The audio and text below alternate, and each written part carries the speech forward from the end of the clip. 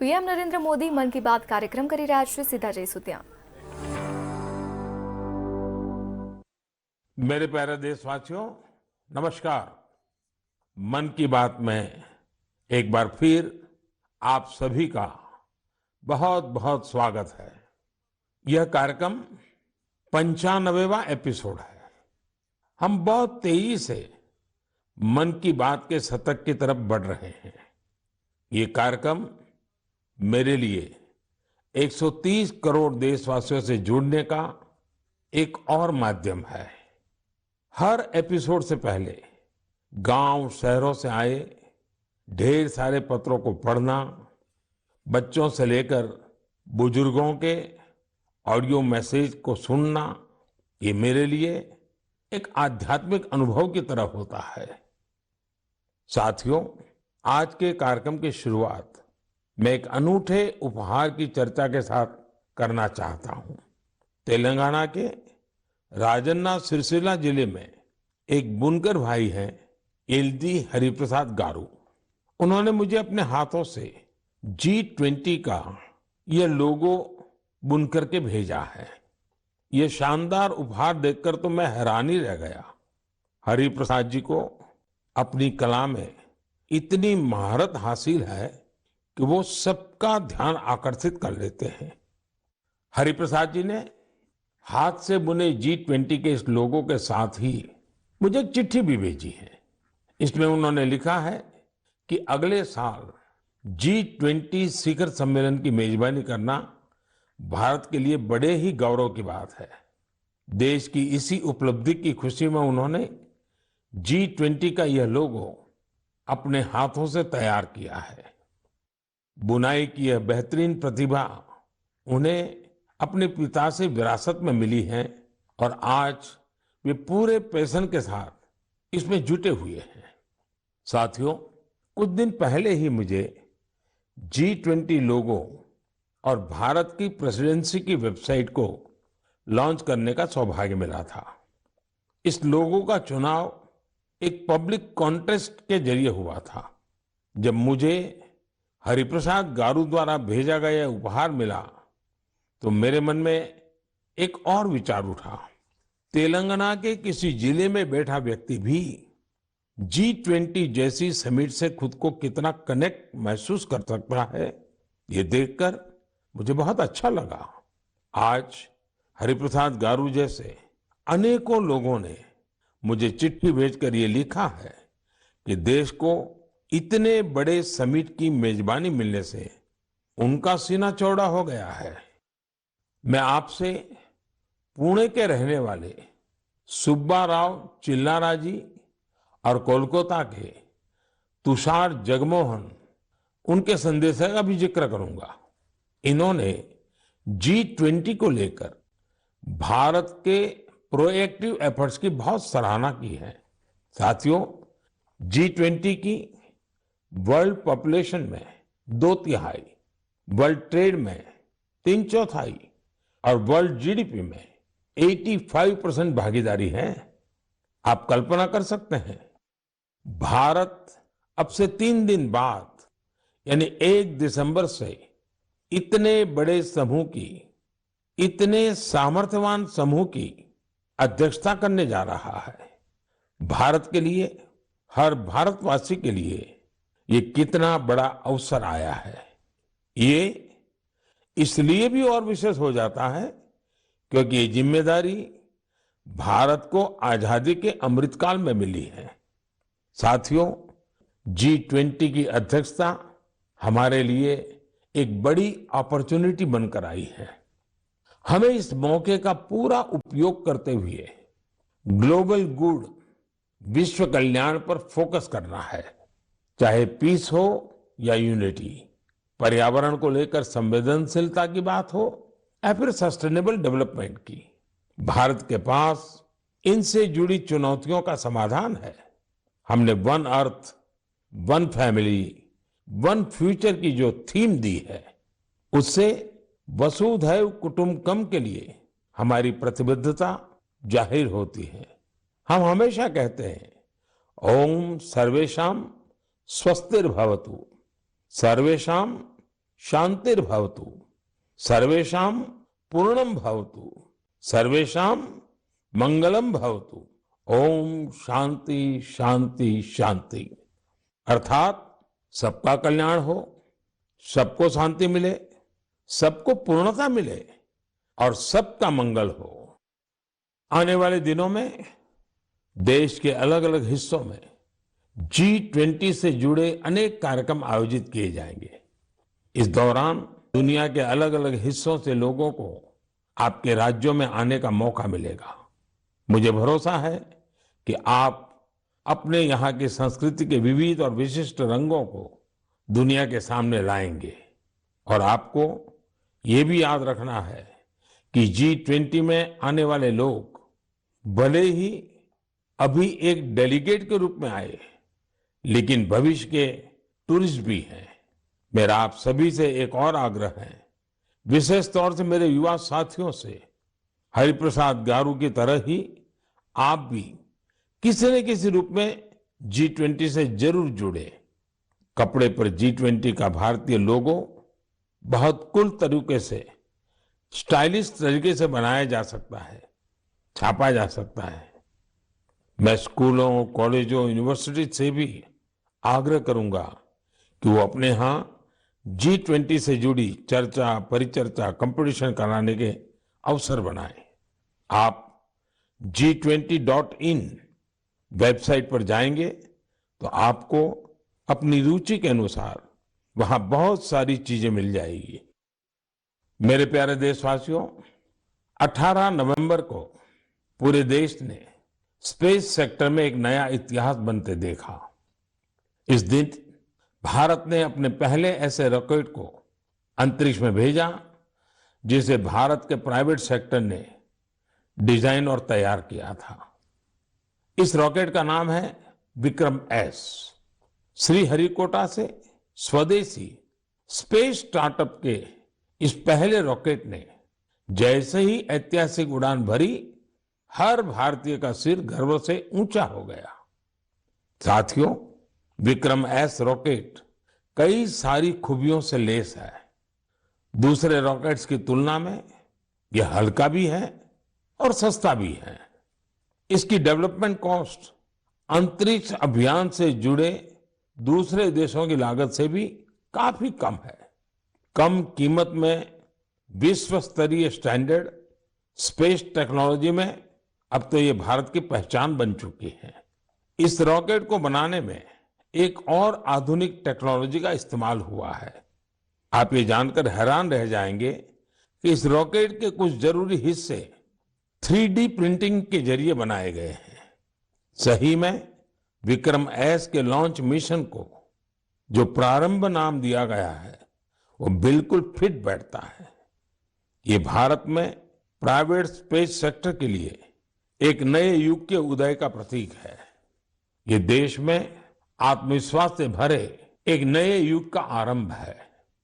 आप कल्पना कर सकते हैं कि जो बच्चे कभी हाथ से कागज का हवाई जहाज बनाकर उड़ाया करते थे, उन्हें अब भारत में ही हवाई जहाज बनाने का मौका मिल रहा है। आप कल्पना कर सकते हैं कि जो बच्चे कभी चांद तारों को देखकर आसमान में आकृतियां बनाया करते थे, उन्हें अब भारत में ही रॉकेट बनाने का मौका मिल रहा है। स्पेस को प्राइवेट सेक्टर के लिए खोले जाने के बाद युवाओं के ये सपने भी साकार हो रहे हैं। रॉकेट बना रहे ये युवा मानो कह रहे हैं, sky is not the limit. साथियों, भारत स्पेस के सेक्टर में अपनी सफलता अपने पड़ोसी देशों से भी साझा कर रहा है। कल ही भारत ने एक सैटेलाइट लॉन्च की जिसे भारत और भूटान ने मिलकर डेवलप किया है। ये सैटेलाइट बहुत ही अच्छे रिजोल्यूशन की तस्वीरें भेजेगी, जिसे भूटान को अपने प्राकृतिक संसाधनों के प्रबंधन में मदद मिलेगी। इस सैटेलाइट की लॉन्चिंग भारत भूटान के मजबूत संबंधों का प्रतिबिंब है। साथियों, आपने गौर किया होगा, पिछले कुछ मन की बात में हमने स्पेस, टेक, इनोवेशन पर खूब बात की है। इसकी दो खास वजह हैं।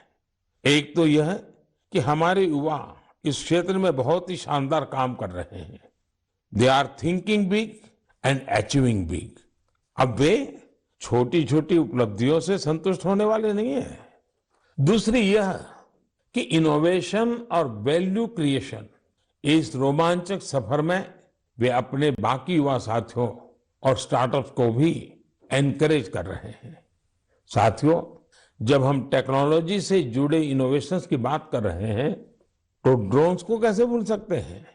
ड्रोन के क्षेत्र में भी भारत तेजी से आगे बढ़ रहा है। कुछ दिनों पहले हमने देखा कि कैसे हिमाचल प्रदेश के किन्नौर में ड्रोन्स के जरिए सेव ट्रांसपोर्ट किए गए। किन्नौर हिमाचल का दूर सुदूर जिला है और वहां इस मौसम में भारी बर्फ रहा करती है। इतनी बर्फबारी में किन्नौर का हफ्तों तक राज्य के बाकी हिस्से से संपर्क बहुत मुश्किल हो जाता है। ऐसे में वहां से सेव का ट्रांसपोर्टेशन भी उतना ही कठिन होता है। अब ड्रोन टेक्नोलॉजी से हिमाचल के स्वादिष्ट किन्नौरी सेव लोगों तक और जल्दी पहुंचने लगेंगे। इससे हमारे किसान भाई बहनों का खर्च कम होगा, सेव समय पर मंडी पहुंच पाएगा, सेव की बर्बादी कम होगी। साथियों, आज हमारे देशवासी अपने इनोवेशन से उन चीजों को भी संभव बना रहे हैं जिसकी पहले कल्पना तक नहीं की जा सकती थी। इसे देखकर किसे खुशी नहीं होगी। हाल के वर्षों में हमारे देश ने उपलब्धियों का एक लंबा सफर तय किया है। मुझे पूरा विश्वास है कि हम भारतीय और विशेषकर हमारी युवा पीढ़ी अब रुकने वाली नहीं है। प्रिय देशवासियों, मैं आप लोगों के लिए एक छोटी सी क्लिप प्ले करने जा रहा हूं। वैष्णव जना तो तेने कहिए जे पीर पराई जान रे। वैष्णव जना तो तेने कहिए जे पीर पराई जान रे। पर दुखे उपकार करे तो ये मन अभिमान नान रे। आप सभी ने इस गीत को कभी न कभी जरूर सुना होगा। आखिर यह बापू का पसंदीदा गीत जो है। लेकिन अगर मैं ये कहूं कि इसे सुरों में पिरोने वाले गायक ग्रीस के हैं तो आप हैरान जरूर हो जाएंगे और ये बात आपको गर्व से भी भर देगी। इस गीत को गाने वाले ग्रीस के गायक हैं कोनस्तांतिनोस कलाइजिस। उन्होंने इसे गांधी जी के 150वें जन्म जयंती समारोह के दौरान गाया था। लेकिन आज मैं उनकी चर्चा किसी और वजह से कर रहा हूं। उनके मन में इंडिया और इंडियन म्यूजिक को लेकर गजब का पैशन है। भारत से उन्हें इतना लगाव है। पिछले 42 वर्षों में वे लगभग हर वर्ष भारत आए हैं। उन्होंने भारतीय संगीत के ओरिजिन, अलग अलग इंडियन म्यूजिकल सिस्टम्स, विविध प्रकार के राग, ताल और रास के साथ ही विभिन्न घरानों के बारे में भी स्टडी की है। उन्होंने भारतीय संगीत की कई महान विभूतियों के योगदान का अध्ययन किया है। भारत के क्लासिकल डांसेस के अलग अलग पहलुओं को भी उन्होंने करीब से समझा है। भारत से जुड़े अपने इन तमाम अनुभवों को अब उन्होंने एक पुस्तक में बहुत ही खूबसूरती से पिरोया है। इंडियन म्यूजिक नाम की उनकी बुक में लगभग 760 तस्वीरें हैं। इनमें से अधिकांश तस्वीरें उन्होंने खुद ही खींची है। दूसरे देशों में भारतीय संस्कृति को लेकर ऐसा उत्साह और आकर्षण वाकई आनंद से भर देने वाला है। साथियों, कुछ सप्ताह पहले एक और खबर आई थी जो हमें गर्व से भरने वाली है। आपको जानकर अच्छा लगेगा कि बीते 8 वर्षों में भारत से म्यूजिकल इंस्ट्रूमेंट्स का एक्सपोर्ट 3.5 गुना बढ़ गया है। इलेक्ट्रिकल म्यूजिकल इंस्ट्रूमेंट्स की बात करें तो इनका एक्सपोर्ट 60 गुना बढ़ा है। इससे पता चलता है कि भारतीय संस्कृति और संगीत का क्रेज दुनिया भर में बढ़ रहा है। इंडियन म्यूजिकल इंस्ट्रूमेंट्स के सबसे बड़े खरीदार यूएसए, जर्मनी, फ्रांस, जापान और यूके जैसे विकसित देश हैं। हम सभी के लिए सौभाग्य की बात है कि हमारे देश में म्यूजिक, डांस और आर्ट की इतनी समृद्ध विरासत है। साथियों, महान मनीषी कवि भर्तृहरि को हम सब उनके द्वारा रचित नीति शतक के लिए जानते हैं। एक श्लोक में वे कहते हैं कि कला, संगीत और साहित्य से हमारा लगाव ही मानवता की असली पहचान है। वास्तव में हमारी संस्कृति इसे ह्यूमैनिटी से भी ऊपर डिविनिटी तक ले जाती है। वेदों में सामवेद को तो हमारी विविध संगीतों का स्रोत कहा गया है। मां सरस्वती की वीणा हो, भगवान श्री कृष्ण की बांसुरी हो या फिर भोलेनाथ का डमरू, हमारे देवी देवता भी संगीत से अलग नहीं है। हम भारतीय हर चीज में संगीत तलाश ही लेते हैं, चाहे वह नदी की कलकल हो, बारिश की बूंदें हो, पक्षियों का कलरव हो या फिर हवा का गूंजता स्वर। हमारी सभ्यता में संगीत हर तरफ समाया हुआ है। यह संगीत न सिर्फ शरीर को सुकून देता है बल्कि मन को भी आनंदित करता है। संगीत हमारे समाज को भी जोड़ता है। यदि भांगड़ा और लावणी में जोश और आनंद का भाव है तो रविंद्र संगीत हमारी आत्मा को आह्लादित कर देता है। देश भर के आदिवासियों की अलग अलग तरह की संगीत परंपराएं ये हमें आपस में मिलजुल कर और प्रकृति के साथ रहने की प्रेरणा देती है।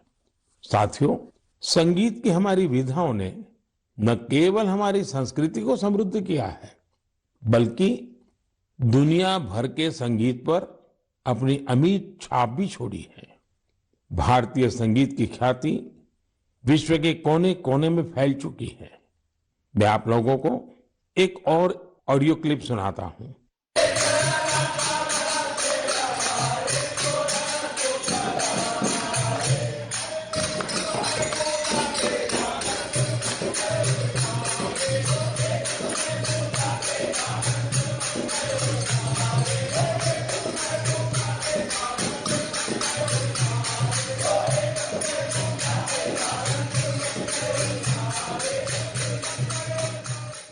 आप सोच रहे होंगे कि घर के पास में किसी मंदिर में भजन कीर्तन चल रहा है, लेकिन ये आवाज भी आप तक भारत से हजारों मील दूर बसे साउथ अमेरिकन देश गयाना से आई है। 19वीं और 20वीं सदी में बड़ी संख्या में हमारे यहां से लोग गयाना गए थे। वे यहां से भारत की कई परंपराएं भी अपने साथ ले गए थे। उदाहरण के तौर पर जैसे हम भारत में होली मनाते हैं, गयाना में भी होली का रंग सिर चढ़कर बोलता है। जहां होली के रंग होते हैं वहां फगवा यानी फगुआ का संगीत भी होता है। गयाना के फगवा में वहां भगवान राम और भगवान कृष्ण से जुड़े विवाह के गीत गाने की एक विशेष परंपरा है। इन गीतों को चौताल कहा जाता है। इन्हें उसी प्रकार की धुन और हाई पिच पर गाया जाता है जैसा हमारे यहाँ होता है। इतना ही नहीं, गयाना में चौताल कंपटीशन भी होता है। इसी तरह बहुत सारे भारतीय, विशेष रूप से पूर्वी उत्तर प्रदेश और बिहार के लोग फिजी भी गए थे। वे पारंपरिक भजन कीर्तन गाते थे जिसमें मुख्य रूप से रामचरितमानस के दोहे होते थे। उन्होंने फिजी में भी भजन कीर्तन से जुड़ी कई मंडलियां बना डाली। फिजी में रामायण मंडली के नाम से आज भी 2000 से ज्यादा भजन कीर्तन मंडलियां हैं। इन्हें आज हर गांव मोहल्ले में देखा जा सकता है। मैंने तो यहाँ केवल कुछ ही उदाहरण दिए हैं। अगर आप पूरी दुनिया में देखेंगे तो ये भारतीय संगीत को चाहने वालों की ये लिस्ट काफी लंबी है। मेरे प्यारे देशवासियों, हम सब हमेशा इस बात पर गर्व करते हैं कि हमारा देश दुनिया में सबसे प्राचीन परंपराओं का घर है। इसलिए ये हमारी जिम्मेदारी भी है कि हम अपनी परंपराओं और पारंपरिक ज्ञान को संरक्षित करें, उसका संवर्धन भी करें और हो सके उतना आगे भी बढ़ाएं। ऐसा ही एक सराहनीय प्रयास हमारे पूर्वोत्तर राज्य नागालैंड के कुछ साथी कर रहे हैं। मुझे ये प्रयास काफी अच्छा लगा, तो मैंने सोचा इसे मन की बात के श्रोताओं के साथ भी शेयर करूं। साथियों, नागालैंड में नागा समाज की जीवन शैली, उनकी कला, संस्कृति और संगीत, ये हर किसी को आकर्षित करती है। ये हमारे देश की गौरवशाली विरासत का अहम हिस्सा है। नागालैंड के लोगों का जीवन और उनके स्किल्स सस्टेनेबल लाइफस्टाइल के लिए भी बहुत महत्वपूर्ण है। इन परंपराओं और स्किल्स को बचाकर अगली पीढ़ी तक पहुंचाने के लिए वहां के लोगों ने एक संस्था बनाई है जिसका नाम है लीडी क्रोयू। नागा संस्कृति के जो खूबसूरत आयाम धीरे धीरे खोने लगे थे, लीडी क्रोयू संस्था ने उन्हें फिर से पुनर्जीवित करने का काम किया है। उदाहरण के तौर पर नागा लोक संगीत अपने आप में एक बहुत समृद्ध विधा है। इस संस्था ने नागा संगीत की एल्बम लॉन्च करने का काम शुरू किया है। अब तक ऐसी 3 एल्बम्स लॉन्च की जा चुकी है। ये लोग लोक संगीत, लोक नृत्य से जुड़ी वर्कशॉप भी आयोजित करते हैं। युवाओं को इन सब चीजों के लिए ट्रेनिंग भी दी जाती है। यही नहीं, नागालैंड की पारंपरिक शैली में कपड़े बनाने, सिलाई, बुनाई जैसे जो काम, उनकी भी ट्रेनिंग युवाओं को दी जाती है। पूर्वोत्तर में बैम्बू से भी कितने ही तरह के प्रोडक्ट्स बनाए जाते हैं। नई पीढ़ी के युवाओं को बैम्बू प्रोडक्ट्स बनाने का भी सिखाया जाता है। इससे इन युवाओं का अपनी संस्कृति से जुड़ाव तो होता ही है, साथ ही उनके लिए रोजगार के नए नए अवसर भी पैदा होते हैं। नागा लोक संस्कृति के बारे में ज्यादा से ज्यादा लोग जाने, इसके लिए भी लीडी क्रोयू के लोग प्रयास करते हैं। साथियों, आपके क्षेत्र में भी ऐसी सांस्कृतिक विधाएं और परंपराएं होगी। आप भी अपने अपने क्षेत्र में इस तरह के प्रयास कर सकते हैं।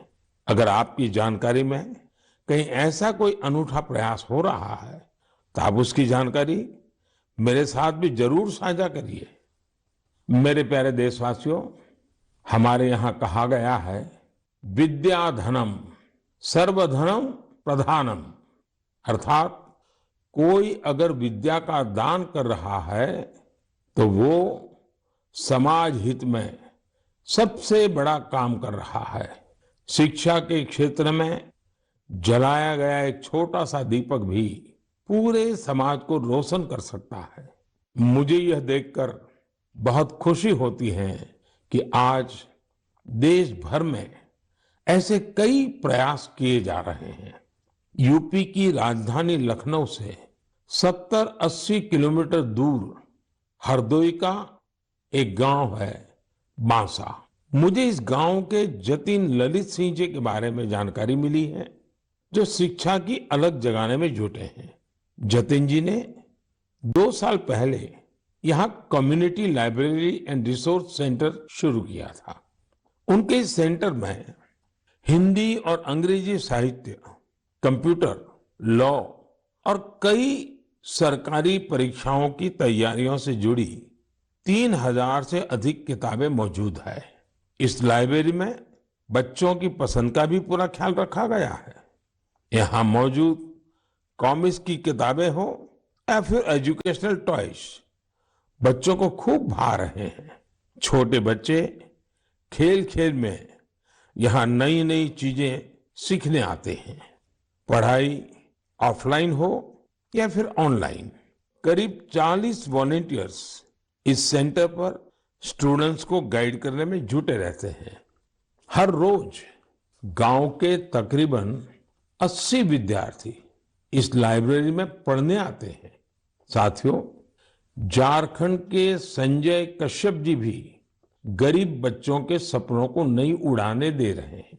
अपने विद्यार्थी जीवन में संजय जी को अच्छी पुस्तकों की कमी का सामना करना पड़ा था। ऐसे में उन्होंने ठान लिया कि किताबों की कमी से वे अपने क्षेत्र के बच्चों का भविष्य अंधकारमय नहीं होने देंगे। अपने इस मिशन की वजह से आज वो झारखंड के कई जिलों में बच्चों के लिए लाइब्रेरी मैन बन गए हैं। संजय जी ने जब अपनी नौकरी की शुरुआत की थी, उन्होंने पहला पुस्तकालय अपने पैतृक स्थान पर बनवाया था। नौकरी के दौरान उनका जहां भी ट्रांसफर होता था, वहां वे गरीब और आदिवासी बच्चों की पढ़ाई के लिए लाइब्रेरी खोलने के मिशन में जुट जाते हैं। ऐसा करते हुए उन्होंने झारखंड के कई जिलों में बच्चों के लिए लाइब्रेरी खोल दी है। लाइब्रेरी खोलने का उनका यह मिशन आज एक सामाजिक आंदोलन का रूप ले रहा है। संजय जी हो या जतिन जी, ऐसे अनेक प्रयासों के लिए मैं उनकी विशेष सराहना करता हूं। मेरे प्यारे देशवासियों, मेडिकल साइंस की दुनिया ने रिसर्च और इनोवेशन के साथ ही अत्याधुनिक टेक्नोलॉजी और उपकरणों के सहारे काफी प्रगति की है, लेकिन कुछ बीमारियां आज भी हमारे लिए बहुत बड़ी चुनौती बनी हुई है। વડાપ્રધાન નરેન્દ્ર મોદીએ મન કી બાત કાર્યક્રમમાં સંબોધન કર્યું તો રેડિયો દ્વારા દેશવાસીઓને સંબોધન કર્યું તો પીએમએ કહ્યું કે ડ્રોન ક્ષેત્રમાં પણ ભારત આગળ વધી રહ્યું છે। તો વધુમાં પીએમએ કહ્યું કે દેશના યુવા રોકેટ બનાવી રહ્યા છે, તો ભારત સતત પ્રગતિ કરી રહ્યું છે તેવું પણ પીએમએ કહ્યું। તો આપણી સંસ્કૃતિમાં સંગીત પણ ચારે બાજુ છે તેવી વાત પણ વડાપ્રધાને કરી।